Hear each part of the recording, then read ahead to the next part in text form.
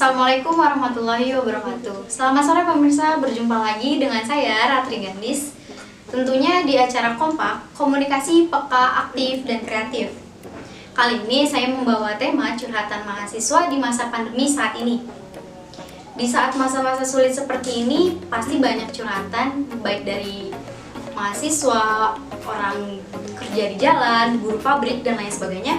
Curhatan masing-masing, tentunya mahasiswa yang kali ini saya undang, baik itu curhatan dari masalah kompensasi biaya kuliah, subsidi kuota. Dalam proses pembelajaran pasti mereka mengalami kesulitan. Lebih lanjutnya kita bahas sama mahasiswa yang telah saya undang tentunya di acara Kompak ini. Daripada lama-lama, kita undang salah satu mahasiswa dari universitas yang ada di Tangerang Selatan, Lana Amalia Soliha. Halo Lana, apa kabar? Iya Kak, alhamdulillah baik nih. Kalau boleh tahu nih, selama masa pandemi ini mahasiswa, tentunya kamu mahasiswa kan? Iya dong, masa maha besar. Jangan. Selama masa pandemi ini, kamu sebagai mahasiswa udah ngapain aja? Waduh, kalau ngapain aja tuh pasti banyak ya Kak. Apa aja yang Kan dilakuin? kita mulai dari di masa pandemi kan udah lama, udah berapa bulan nih? Udah hampir 4 bulan. Oh, apalagi itu 4 bulan kan. Iya. Ya awalnya tuh ya kita pasti rebahan aja Kak. Males-malesan dulu, males-malesan. Makin kesini ternyata kuliah online itu banyak tugasnya Kak. Tugasnya itu sebanyak apa? Waduh, kalau disamain sama kuliah biasa ya pasti sama ya Kak, tapi tugasnya itu mungkin lebih agak banyak gitu. Jadi selama pandemi ini kalian sebagai mahasiswa hanya belajar gitu? Wah iya dong, mahasiswa yang rajin kudu belajar Kak. Apa materi yang diberikan dosen itu bermanfaat atau enggak? Maksudnya kalian bisa menerapinya atau tidak?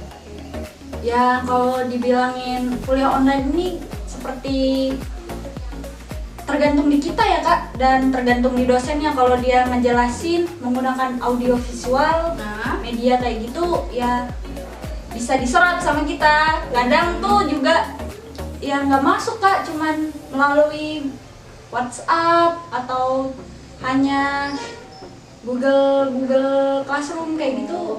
Nggak Apa terlalu sih. di universitas kalian sudah menerapkan Zoom atau tidak? Alhamdulillah universitas kami Iya. itu udah gunain Zoom, Google, semuanya tuh udah. Apa semua mahasiswa itu rata-rata aktif di selama pandemi ini? Ya dibilang aktif ya aktif, apalagi absen ya kan.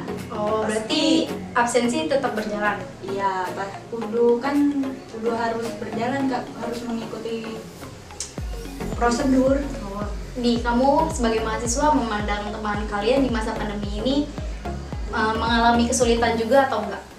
Yang pastinya mengalami ya Kak, pasti ada banyak sih mengalami dari segi positif dan negatifnya. Teman-teman kalian menceritakan ke kalian, curhat gitu? Ya pasti, apalagi kalau misalnya lagi mau jawab soal e-learning atau apa gitu, ada kendala, error, ya itu kendalanya Kak, dampak dari negatifnya. Jadi apa yang dilakuin pihak universitas dalam masa pandemi ini? Di masa pandemi ini kalau pihak universitas di kampus saya itu Kak, ya di awal sudah pemerintah mengumumkan kalau kita harus PSBB, social distancing. Iya. Itu pihak universitas dengan sigapnya harus mahasiswa-mahasiswinya untuk belajar di rumah Kak, termasuk kuliah online itu sih. Kalau dari segi pembayaran, sebentar lagi kan tentunya kamu kuliah swasta kan? Bayarannya bagaimana?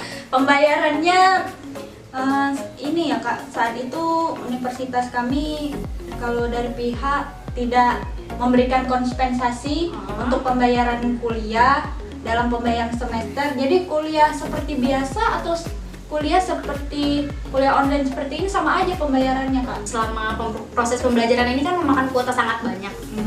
Kesal atau apa menjalaninya dengan baik untuk mendapatkan ilmu yang bermanfaat dari dosen-dosen kalian?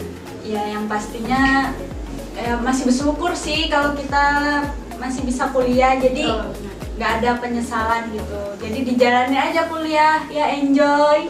Oh iya. Kalau gitu saya udah terhubung sama salah satu temannya Lana Amalia Soliha. Kita video call conference dengan Salsabila. Halo Abel, Halo Kak, apa kabar nih? baik, Alhamdulillah Kak. Selama masa pandemi, kamu sebagai mahasiswa ada nggak sih dampak kayak gitu? Dampak yang kita rasain sebagai mahasiswa dari pandemi ini ya, salah satunya contohnya dari dampak pandemi ini kita dialihkan jadi kuliah online.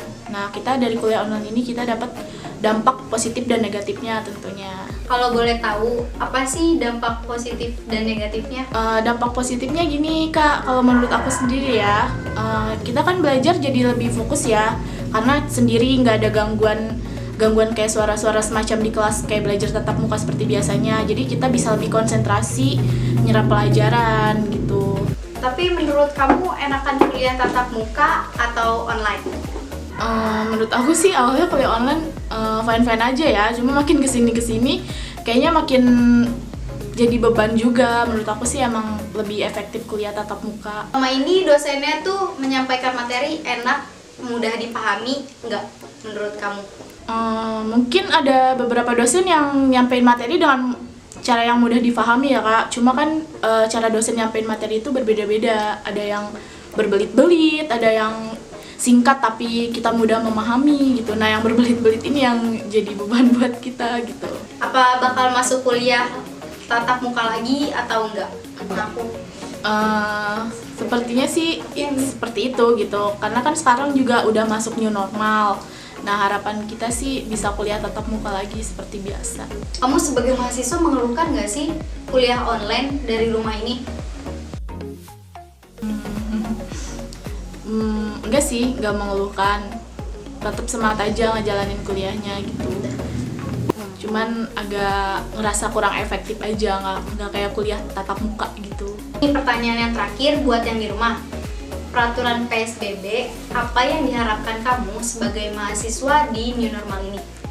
Harapannya tentunya bisa menjalani kehidupan seperti biasa lagi ya Kak. Terus kayak Indonesia juga semoga cepat pulih dan cepat bangkit seperti biasanya gitu. Oke, kalau gitu makasih ya Abel ada di Sama-sama. rumah. Saat ini Tangerang Selatan pun mencabut peraturan PSBB. Apa harapan kamu sebagai mahasiswa di new normal ini? Saya tentu sangat berharap ya Kak di new normal ini akan mengembalikan gairah kita yang sempat menurun saat awal pandemi gitu. Kan kalau kita menurun tuh dari awal itu kita kan kayak kuliah itu wah udah di rumah nih jadi malas-malasan. Jadi new normal ini walaupun kita udah di rumah ataupun nanti kita masuk kita harus semangat lagi. Jadi itu membuat kita jadi lebih semangat gitu. Dan semoga di akibat new normal ini membuat potensi ekonomi Indonesia ini ya Kak. Oh, iya. Kita sebagai rakyat Indonesia itu kembali seperti semula lagi. Lalu nih Lana, buat pertanyaan terakhir, ada nggak sih tanggapan kamu untuk masyarakat yang di luar? Kan udah mulai nih new normal sekarang. Buat antisipasi kita supaya jangan panik buying, jangan panik segala-galanya. Kan udah banyak tuh orang-orang yang dikit-dikit pakai baju Hamzat keluar. Udah tahu kan berita-beritanya yang keluar pakai baju Hamzat ke yang bandara. mall gitu juga Ya, banyak, kayak kan? gitu. Tanggapan kamu biar kayak masyarakat nggak panik kayak gitu gimana? Ya tanggapan saya sih Sebagai mahasiswa sebagai gitu. mahasiswa nih ya, kita nggak boleh panik teman-teman. Jadi kalau kita panik itu kadang memicu kita buat terkena serang penyakit itu. Jadi kita nggak merhatiin kesehatan. Jadi kalau misalnya ya biasa-biasa aja sih. Ya kalau cuci tangan lebih sering. Terus keluar menggunakan masker. Kalau di luar rumah kita jaga jarak. Jadi ya dijalanin aja, jangan terlalu panik gitu. Santai, kita Indonesia, santai. Jadi kesimpulan tema kali ini tetap semangat untuk mahasiswa dan mahasiswi dalam proses pembelajaran kuliah online-nya. Dan tetap jaga kesehatan buat yang kerja di luar ataupun yang di rumah, tetap jaga kondisi fisik dan mental kalian. Dan keluar rumah jika diperlukan seperti bekerja dan lain sebagainya. Jadi itu kesimpulan setelah saya ngobrol bareng mahasiswa yang tadi saya undang. saya selaku pembawa acara undur diri, kurang lebihnya mohon maaf. Sampai jumpa. Assalamualaikum warahmatullahi wabarakatuh.